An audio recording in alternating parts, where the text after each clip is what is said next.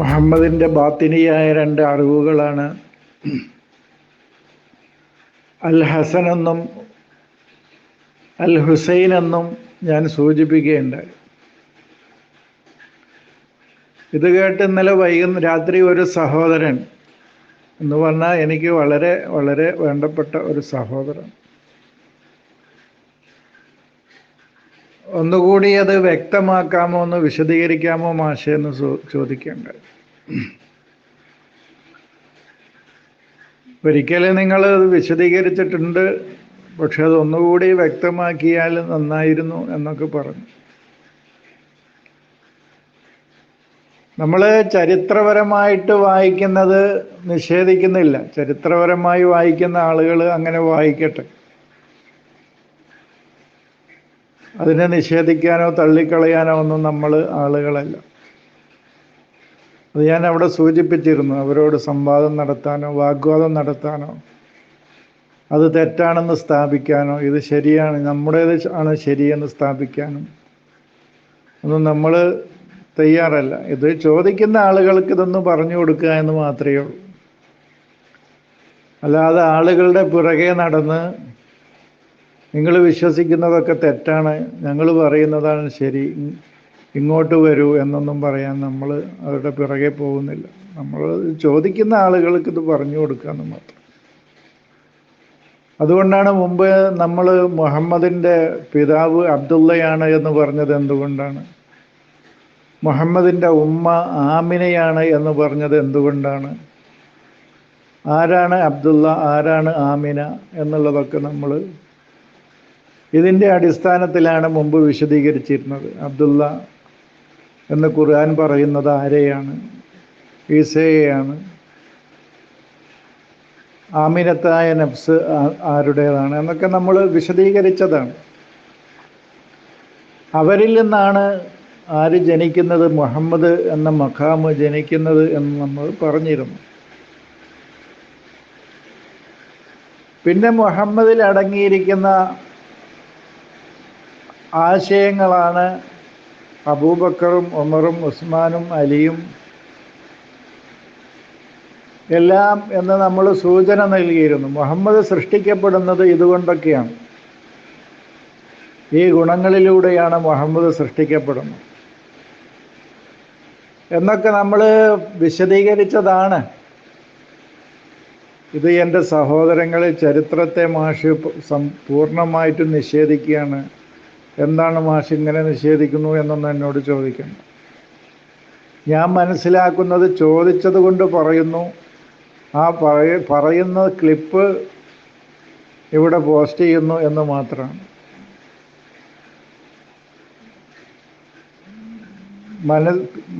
ഇത് ഇങ്ങനെയാണ് എന്ന് മനസ്സിലാക്കാൻ താല്പര്യമുള്ള ആളുകൾ മാത്രം എടുത്താൽ മതി. അല്ലാത്ത എൻ്റെ സഹോദരങ്ങളോട് എനിക്ക് ഒരു നിലക്കുള്ള വിരോധവുമില്ല. നിങ്ങൾ ചരിത്രം എടുക്കുകയാണ്, ചരിത്രത്തിൽ ഇങ്ങനെയൊക്കെ വന്ന ആളുകളാണ് എന്ന് മനസ്സിലാക്കി മുന്നോട്ട് പോകുന്നതിൽ എനിക്ക് ഒരു വിരോധവും എൻ്റെ സഹോദരങ്ങളോട് ഒരിക്കലും ഇല്ല. അതിൻ്റെ പേര് ഓരോരുത്തർക്കും അവരവരുടെ വീക്ഷണങ്ങൾക്കനുസരിച്ച് മനസ്സിലാക്കാൻ സ്വാതന്ത്ര്യമുണ്ട് നമുക്ക്. ഞാൻ മനസ്സിലാക്കുന്നത് എങ്ങനെയാണ്. ഇപ്പോൾ അബൂബക്കർ എന്ന് പറഞ്ഞാൽ, ബിക്കർ എന്ന് പറഞ്ഞാൽ നമുക്കറിയാം, ബിക്കറായ ഒരു പെൺകുട്ടി എന്ന് പറഞ്ഞാൽ അവള് സഫ ആയ നഖിയായ ഒരു പെണ്ണിനെയാണ് ബിക്കർ എന്ന് പറയുന്നത്. സയ്യിബ് എന്ന് പറയുമ്പോൾ ഒന്നുകൂടി പോയത്. അപ്പോൾ ബിക്കർ അത് നാം സൂചിപ്പിച്ചതാണ്. ബിക്കർ എന്ന് പറഞ്ഞാൽ സഫിയായ നഖിയായ ഇതിനെയാണ് എന്ന് പറയാം. ശുദ്ധമായ തെളിഞ്ഞ നഫ്സിനെയാണ് ബിക്കർ, അൽ ബിക്കർ എന്നതുകൊണ്ട് ഉദ്ദേശിക്കുന്നത്. അപ്പോൾ അബൂബക്കർ എന്ന് പറയുന്നത് നഫ്സുൻ നഖിയത്തുൽ മോമിനത്താണ് എന്നുള്ളത് നമ്മൾ മനസ്സിലാക്കുക. മോമിനത്തായ നഖിയായ സഫിയായ നഫ്സിനെയാണ്, യാഥാർത്ഥ്യം ഉൾക്കൊള്ളുന്ന തെളിഞ്ഞ ശുദ്ധമായ മുഹമ്മദിൻ്റെ മനസ്സാണ് അബൂബക്കർ എന്ന് പറഞ്ഞാൽ. അബു എന്ന് പറഞ്ഞാൽ നമ്മൾ പറഞ്ഞിട്ടുണ്ട് അൽ മർജിഉയ്യത്താണ്. നമ്മൾ അവിടേക്കാണ് തിരിച്ചു പോകേണ്ടത്. നമ്മുടെ റുജൂ ആണ് അബ് എന്നതുകൊണ്ട് ഉദ്ദേശിക്കുന്നത്. അതാണ് നമ്മുടെ ബയോളജിക്കൽ പിതാവും അങ്ങനെയാണല്ലോ. ആ പിതാവിലേക്കാണ് നമ്മളെ ചേർത്ത് പറയുന്നത്. അതിൻ്റെ വൈജ്ഞാനികമായി എടുക്കുമ്പോൾ നമ്മളുടെ വിജ്ഞാനത്തിനൊക്കെ നമ്മൾ ആശ്രയിക്കുന്നത്, നമ്മൾ മടങ്ങി ചെല്ലേണ്ടത് അവിടേക്കാണ്. ആ നഫ്സുൻ നഖിയ്യ് മൂമിനത്തായ നഫ്സിലേക്കാണ് നമ്മൾ. അതാണ് നമ്മുടെ മർജി. അതാണ് അബൂബക്കർ എന്ന് പറയുന്നത്. അതാണ്. അപ്പോൾ മുഹമ്മദിൻ്റെ നഫ്സ് എന്താണ്? നഫ്സുൻ നഖിയ്യത്തുൽ മൂമിനത്താണ്. അതാണ് അബൂബക്കർ എന്ന് പറയുന്നത്.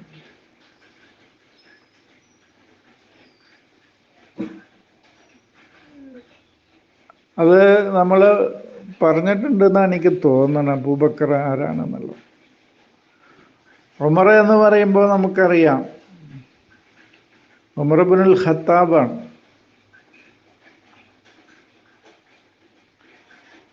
ഖിതാബ് ഫസല് ചെയ്യുന്ന ആളാണ്.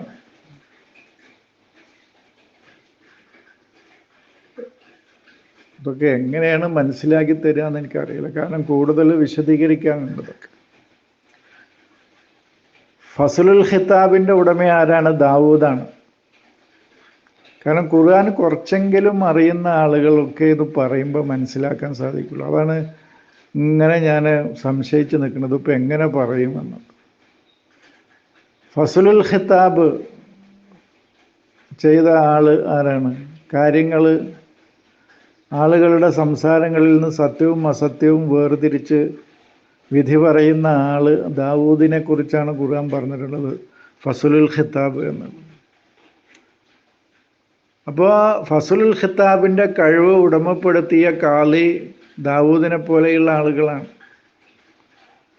ആ ആളാണ് സാഹിബുൽ ഉംറത്ത്, ഉംറത്തിൻ്റെ ആള്. ഉംറ എന്ന് പറയുന്നത് എന്താണെന്ന് പറഞ്ഞാൽ കാര്യങ്ങൾ മർഇയായിട്ട്, അതാണ് ഉംറ. ഐനുൽ ഇദ്റാഖുൽ മർഇ, അതാണ് ഉമർ എന്ന് പറയുന്നത്. മർഇയായിട്ട് കാര്യങ്ങളെ ഓരോന്നും നോക്കി മനസ്സിലാക്കി ഗ്രഹിച്ച് തീരുമാനമെടുക്കുന്ന ആള് എന്നുള്ളതാണ്. അതാണ് ഐന് മീം റാ ഉംറ എന്ന് പറയുന്നത്. അതാണ് കാലിൽ ഹസീഫാണ് എന്നർത്ഥം. ഹസീഫ് ഞാൻ ഫഹസ് വിശദീകരിച്ചപ്പോൾ, ഖുർആനിലെ ഏതൊരു വചനം അടുത്ത് വിശദീകരിച്ചപ്പോൾ ഹസീഫ്, കാലിൽ ഹസീഫ് എന്ന് പറഞ്ഞാൽ എന്താണ്, ഫഹസ എന്ന് പറഞ്ഞാൽ എന്താണ്, ഹസ്ഫ് എന്ന് പറഞ്ഞാൽ എന്താണ്, ഹസീഫ് എന്ന് പറഞ്ഞാൽ എന്താണെന്നൊക്കെ ഞാൻ വിശദീകരിച്ചു. അതായത് ഒരു പ്രശ്നത്തിൻ്റെ എല്ലാ ഭാഗങ്ങളെയും വിലയിരുത്തി വിധി പറയുന്ന ആള് എന്നുള്ള അർത്ഥത്തിന്. അതാണ് കാലിൽ ഹസീഫ് എന്ന് പറഞ്ഞാൽ. ഫഹസ എന്ന് പറയുന്നത് തഫഹസ, സുഹഫ്, ഇതൊക്കെ നമ്മൾ ഇന്നലെ മിഞ്ഞാന്നാണ് അടുത്ത് വിശദീകരിച്ചതാണ്. സുഹഫ് എന്ന് പറഞ്ഞാൽ എന്താണ്? അതുകൊണ്ടാണ് ഉമറിന് അബാ ഹഫ്സ് എന്നൊരു പേര് വന്നത്. അതായത് ഹഫ്സ് എന്നൊരു കുട്ടി ഉമറിന് ഉണ്ടായിട്ടല്ല, ഉമറിന് അബാ ഹഫ്സ് എന്നൊരു പേരും കൂടിയുണ്ട്. അബാ ഹഫ്സ് എന്ന് പറഞ്ഞാൽ കാര്യങ്ങൾ തഫഹുസായിട്ട് സൂക്ഷ്മമായി പരിശോധിക്കുകയും വിലയിരുത്തുകയും ചെയ്ത ശേഷം വിധി പറയുന്ന വ്യക്തി എന്നുള്ള നിലക്കാണ് അബാ ഹഫ്സ് എന്ന് ഉമറിനൊരു പേര് വന്നത്. അപ്പോൾ ഈ ഒരു സവിശേഷ ഗുണവും കൂടി മുഹമ്മദിൽ അടങ്ങിയിരിക്കുന്നു എന്നുള്ളതാണ് ഉമർ എന്നതുകൊണ്ട് ഉദ്ദേശിക്കുന്നത്. അല്ലാതെ അബാ ഹഫ്സ് എന്ന് ഒരു കുട്ടി ഉമറിനുണ്ടായത് കൊണ്ടല്ല. അതായത് ഹക്കീക്കത്ത സ്വാദ് ഉടമപ്പെടുത്തിയ വ്യക്തിയാണ് ഉമർ. പിന്നെ ഹസീഫ് എന്ന് പറഞ്ഞാൽ അതാണ് ഹസീഫ് എന്ന് പറഞ്ഞാൽ. സ്വാദ് വൽ ഖുർആനു ദിക്ർ എന്ന് പറഞ്ഞല്ലോ. സ്വാദിലടങ്ങിയിരിക്കുന്ന ഹക്കീക്കത്തിനെ കണ്ടെത്താൻ കഴിവുള്ള വ്യക്തിക്കാണ് കാളി ഹസീഫ്. അതാണ് ഹഫ്സ്, അബാ ഹഫ്സ്. അതിന് മലയാളത്തിൽ പറഞ്ഞ കാര്യങ്ങളെ സൂക്ഷ്മമായി, യാഥാർത്ഥ്യങ്ങളെ സൂക്ഷ്മമായി മനസ്സിലാക്കാനും വിലയിരുത്താനും അങ്ങനെ കാര്യങ്ങൾ വിധിക്കാനും ഉള്ള കഴിവ് ഉടമപ്പെടുത്തിയവനാരോ അവനാണ് അബാ ഹഫ്സ്. അതാണ് ഉമർ എന്നതുകൊണ്ട് ഉദ്ദേശിക്കുന്നത് എന്നാണ് നമ്മൾ സൂചിപ്പിക്കുന്നത്.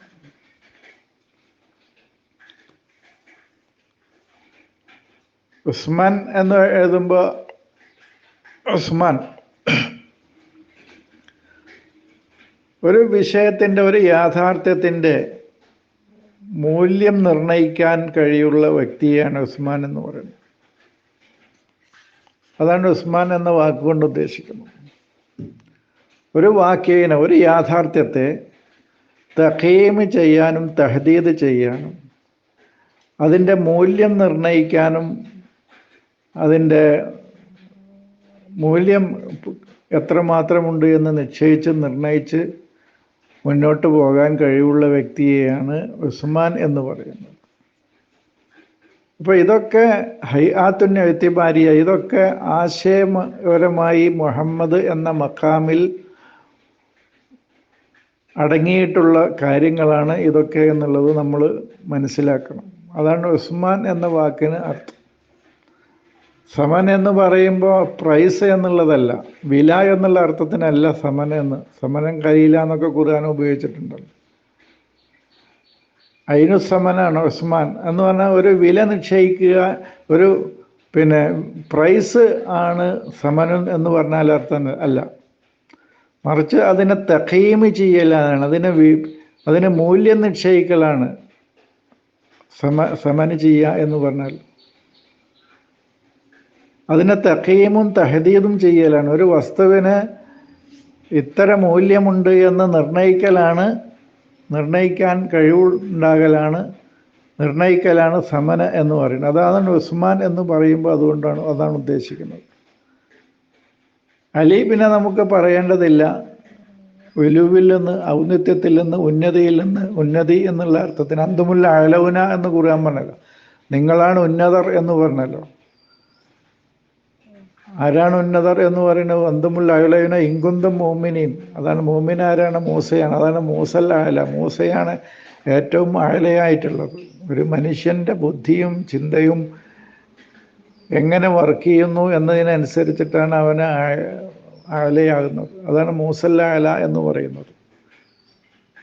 അലി, ഇതെല്ലാം, ഈ ആശയങ്ങളെല്ലാം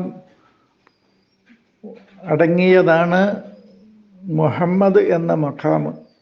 മുഹമ്മദ് ഇതൊക്കെ അടങ്ങിയതാണ്. നഫ്സു സഫിയത്തു നഖിയത്തു മുഅ്മിനത്ത് അബൂബക്കർ പറഞ്ഞു. കാര്യങ്ങളെ സൂക്ഷ്മമായി മനസ്സിലാക്കാനും ഗ്രഹിക്കാനും കഴിയുകയും അതിനനുസരിച്ച് വിധി പറയാനുള്ള കഴിവ് ഉള്ള ദാവൂദിനെ പോലെയുള്ള വ്യക്തിയെയുമാണ്. ദാവൂദും അതിലടങ്ങിയ ദാവൂദാണ്. പിന്നെ വസ്തുക്കളെയും വിഷയങ്ങൾക്കും വസ്തുക്കൾക്കും മൂല്യം നിർണയിക്കാനുള്ള കഴിവ് ഉണ്ടാവുകയും വിജ്ഞാനത്തിൻ്റെ ഔന്നത്യത്തിൽ എത്തിച്ചേരുകയും ചെയ്യുന്ന ഈ ഗുണങ്ങളെല്ലാം അടങ്ങിയ വ്യക്തിയെയാണ്, ഈ ആശയങ്ങളൊക്കെ ഉള്ളിലുള്ള വ്യക്തിയെയാണ് മുഹമ്മദ് എന്ന് പറയുന്നത് എന്നതാണ് എനിക്ക് സൂചിപ്പിക്കാനുള്ളത്. ഇത് കുറച്ച് കൂടുതൽ പറയാനുണ്ട്. ഒരു 10 മിനിറ്റിൽ ഒതുക്കി ഞാൻ പറയാമെന്നായിരുന്നു പറഞ്ഞിരുന്നത്. ഇപ്പം തന്നെ അധികമായി. കാലത്തിന് മുമ്പേ ജനിച്ച വ്യക്തിക്കാണ് ഖദീജ എന്ന് പറയുന്നത്. കാലത്തിന് മുമ്പേ ജനിക്കുന്ന വ്യക്തിക്കാണ് ഖദീജ എന്ന് പറയുന്നത്. നിങ്ങൾ അത്ഫാലുൽ ഖദജ് എന്നുള്ളത് വിക്കിപീഡിയയിലൊന്ന് അടിച്ചു നോക്കുക. അപ്പോൾ നിങ്ങൾക്ക് മനസ്സിലാക്കാൻ കഴിയും. സമയമാകുന്നതിന് മുമ്പ് തന്നെ ജനിക്കുന്ന കുഞ്ഞിനാണ് ഖദീജ എന്ന് പറയുന്നത്. അതാണ് ചില ആളുകളെ കുറിച്ച് നമ്മൾ പറയും, കാലത്തിനും സമയത്തിനും മുമ്പേ നടന്നവനാണ് അവൻ എന്നുള്ളത്. അത്രയും കഴിവുള്ള വ്യക്തികളെയാണ് അങ്ങനെ പറയാം. സാബിഖു അസ്രിഹി വ അവാനിഹി എന്ന് പറയും. അയാൾ കാലത്തിൻ്റെയും മുമ്പ്, അവൻ്റെ കാലഘട്ടത്തിനും മുമ്പ്, അവൻ്റെ ആ കാലഘട്ടത്തിനും സമയത്തിനും മുമ്പേ സഞ്ചരിച്ച വ്യക്തിയാണ് എന്നുള്ള നിലക്കാണ് ഖദീജ എന്ന് പറയുന്നത്. അതാണ് മുഹമ്മദിൻ്റെ മഖാമിനെ സൗജാക്കിയ വ്യക്തിയാണത് ഖദീജ. കാലത്തിന് മുമ്പ് തന്നെ മുഹമ്മദിൻ്റെ മഖാമ് കണ്ടെത്തി ആ സ്ഥാനം, ആ മഖാമിനെ തൻ്റെ സൗജാക്കി, ഇണയാക്കി ജീവിതത്തിൽ ഉൾക്കൊണ്ട വ്യക്തിയെയാണ് ഖദീജ എന്ന് പറയുന്നത്. നമ്മൾ ഒരു വ്യക്തിയെക്കുറിച്ച് ഞാൻ പറയല്ലോ, സാബിഖു അസിരിഹി അവാനിഹി എന്ന് പറയും ഞങ്ങൾ അറബിയിൽ. അയാളുടെ കാലഘട്ടത്തിനും അയാളുടെ സമയത്തിനും മുന്നേ നടന്നവനാണ് എന്നുള്ളത്. അത്ഫാലുൽ ഖദജ് എന്ന് വെറുതെ അറബിയിൽ നിങ്ങൾ വിക്കിപീഡിയയിലൊന്ന് അടിച്ചു നോക്കുക, അറബി ടെക്സ്റ്റ് ഉണ്ടെങ്കിൽ, അപ്പോൾ നിങ്ങൾക്കറിയാം സമയത്തിന് മുമ്പേ ജനിച്ച വ്യക്തിയാണ് എന്നുള്ളതൊക്കെ. ആയിഷയെക്കുറിച്ചൊക്കെ പറയാൻ ഒരുപാടുണ്ട്, ഇപ്പോൾ പറയുന്നില്ല, ഇത് ക്ലിപ്പ് തന്നെ ഒരുപാട് കൂടി. ഹയാത്തുൽ അസിലിയത്താണ്, നമ്മുടെ അസിലിയായ ജീവിതമാണ് ഐഷ് എന്നുള്ളത്. എന്തുകൊണ്ടാണ് ബിന്ദു അബൂബക്കർ ആയത്? ആ അബൂബക്കറിന് തന്നെ മറ്റൊരു ബിന്ദു അസ്മാ ഉണ്ട്, അസ്മാ ഉല്ലാഹി. എന്തുകൊണ്ട്? അതൊക്കെ ഇനി കൂടുതൽ വിശദീകരിക്കാം പിന്നീട് എപ്പോഴെങ്കിലുമൊക്കെ. ഹസന് എന്നുള്ളത് നമ്മുടെ ലഹ്ലിയായ ഒരു അവസ്ഥയാണ്. ഹുസൈൻ എന്നുള്ളത് നമ്മിലെ സ്ഥിരമായ അവസ്ഥയാണ്. ലഹ്ല് എന്ന് പറഞ്ഞാൽ ഒരു നൈമിഷികമായ ഒരു നേരത്തെ അവസ്ഥ. ജീവിതത്തിൽ ഉടനീളം മുസ്തമിറായ അവസ്ഥയാണ്, സ്ഥിരമായ കണ്ടിന്യൂസായ നമ്മുടെ അവസ്ഥയാണ് ഹുസൈൻ എന്നുള്ളത്. എന്ന് പറഞ്ഞാൽ ഒന്നുകൂടി വിശദീകരിക്കാം. ഹസനും ഹുസൈനും ആണ് ഒന്ന് വിശദീകരിക്കാൻ ചോദിച്ചത്. ഫാത്തിമ എന്നുള്ളത് നമുക്കറിയാം. ഫാത്തിമയൊക്കെ ഇതൊക്കെ ക്ലിപ്പ് വർദ്ധിക്കുന്നുണ്ട്. ഫാത്തിമ എന്ന് പറഞ്ഞാൽ ഉമ്മ മൂസയാണ് എന്ന് പറഞ്ഞാൽ ഫത്തമ അനി റലാഅത്തി എന്ന് പറഞ്ഞാൽ മറ്റ് മുലകുടികളൊക്കെ നിർത്തുന്ന വ്യക്തിയാണ്. ഹറംന അലൈഹിൽ മറാലിഉ എന്ന് പറഞ്ഞല്ലോ, മൂസക്ക് മറ്റു മറാലികളൊക്കെ തടഞ്ഞു വെച്ചത് ആരാണ്? ഉമ്മ മൂസയാണ്. ആ ഉമ്മ മൂസയിൽ നിന്ന് മാത്രമേ കുടിക്കാൻ പാടുള്ളൂ, ബാക്കിയുള്ളതൊന്നും അപ്പോൾ ഫാത്തിമ എന്ന് പറയുന്നത് ഉമ്മ മൂസയാണ്. അങ്ങനെയൊക്കെ മനസ്സിലാക്കുക. ഇനി ഞാൻ എപ്പോഴെങ്കിലും കൂടുതലായിട്ടത് ഒന്നുകൂടി വിശദീകരിക്കേണ്ടതുണ്ട്. ഉമ്മ മൂസയാണ് സത്യത്തിൽ ഫാത്തിമ എന്നുള്ളത്. ഫത്തമ തിഫ്ലു അനി റലായത്തി എന്ന് പറഞ്ഞാൽ ഒരു കുട്ടിയെ റലായത്തിൽ നിന്ന് ഫത്തമ ചെയ്തു എന്ന് പറഞ്ഞാൽ ഖതാഹു എന്നാണ്. ആ പാലുകുടി നിർത്തി, മുറിച്ച് കളഞ്ഞു എന്നുള്ളതാണ്. എന്നിട്ട് മറ്റുള്ള പാലുകുടികളൊക്കെ നിർത്തി തന്നിൽ നിന്ന് മാത്രം പാല് കൊടുക്കുന്ന അവസ്ഥ ആർക്കാണ്ടായത്? ഉമ്മ മൂസയാണ് അത് ചെയ്തത്. അതാണ് അവർ ഫാത്തിമത്തുൽ ലഹു എന്ന് പറഞ്ഞാൽ, അദ്ദേഹത്തിൻ്റെ ഫാത്തിമയാണ് അവൾ എന്ന് പറഞ്ഞാൽ അതാണ്. അതൊക്കെ കൂടുതൽ ഒന്നുകൂടി കുറച്ച് കാര്യങ്ങൾ കൂടി അതിൽ വിശദീകരിക്കാനുണ്ട്. ആയിഷ ഹയാത്തുൽ അസിലിയത്താണ് ആയിഷ എന്ന് പറഞ്ഞു. അബൂബക്കർ ഇപ്പം ഞാൻ സൂചിപ്പിച്ചു. ആ അബൂബക്കറിൽ നിന്ന് ഉണ്ടാകുന്നതാണ്, ഈ അബൂബക്കറിൽ നിന്ന് ജന്മമെടുക്കുന്ന ചിന്തകളാണ് ഈ ആയിഷ എന്നുള്ളത്. വേറൊരു ബിന്ദും കൂടി അബൂബക്കറിനുണ്ട്, അതിൻ്റെ പേര് അസ്മാ ഉല്ലാഹിയാണ്. അള്ളാഹുവിൻ്റെ അസ്മാ ഉല്ലാഹിയിൽ നിന്ന്, അസ്മാ ഉല്ലാഹിൽ ഹുസ്നയിൽ നിന്ന് നിങ്ങൾ കാണുന്നത് എന്തൊക്കെയുണ്ടോ, കണ്ടെത്തുന്നത് എന്തൊക്കെയുണ്ടോ, അതാണ് അൽ ഹസൻ എന്നുള്ളത്. അതിൽ നിന്ന് നിങ്ങൾ ഏതൊക്കെയാണോ നിങ്ങളുടെ ജീവിതത്തിൽ ഉൾക്കൊണ്ട് മുന്നോട്ട് പോയിക്കൊണ്ടിരിക്കുന്നത്, അതാണ് അൽ ഹുസൈൻ എന്നുള്ളത്. ആ അൽ ഹസനും ഹുസൈനും യഹിയയും ഈസയുമാണ്. അവരാണ് മദീനത്തുൽ ഇൽമിലെ യതീമൈനി ഉലാമൈനി. യതീമൈനി ഉലാമൈനി ഫിൽ മദീനത്തി എന്ന് ഖുർആൻ പറഞ്ഞല്ലോ. പട്ടണത്തിലെ രണ്ട് യതീം കുട്ടികൾ എന്ന് പറയുന്നത് നമ്മളെ ടൗണല്ല, മദീനത്തുൽ ഇൽമിലെയാണ്. മദീനത്തുൽ ഇൽമിലെ രണ്ട് യതീമൈനി ഉലാമൈനിയാണ് യഹിയയും ഈസയും. അതായത് അൽ ഹസൻ അൽ ഹുസൈൻ. അള്ളാഹുവിൻ്റെ അസ്മാ ഉല്ലാഹിൽ ഹുസ്നയിൽ നിന്ന് നമ്മൾ കണ്ടെത്തുന്നത് എന്തൊക്കെയുണ്ടോ അത് അൽ ഹസനും, നമ്മുടെ ജീവിതവുമായി മുന്നോട്ട് പോകാൻ നാം ആ അസ്മാ ഉല്ലാഹിൽ ഹുസ്നയിൽ നിന്ന് ഏതൊക്കെ ഉപയോഗിച്ചുകൊണ്ട് നാം മുന്നോട്ട് പോകുന്നുവോ അത് അൽ ഹുസൈനുമാണ്. ഇനി ബാക്കി കുറച്ച് കാര്യങ്ങൾ എന്തൊക്കെയുണ്ടെങ്കിൽ എപ്പോഴെങ്കിലും സാന്ദർഭികമായി ഞാൻ വിശദീകരിക്കാം. ഇത് 10 മിനിറ്റിൽ ഒതുക്കാമെന്ന് വിചാരിച്ചിരുന്നു, കുറച്ചുകൂടി പോയി, ക്ഷമിക്കുക. അസ്സലാം.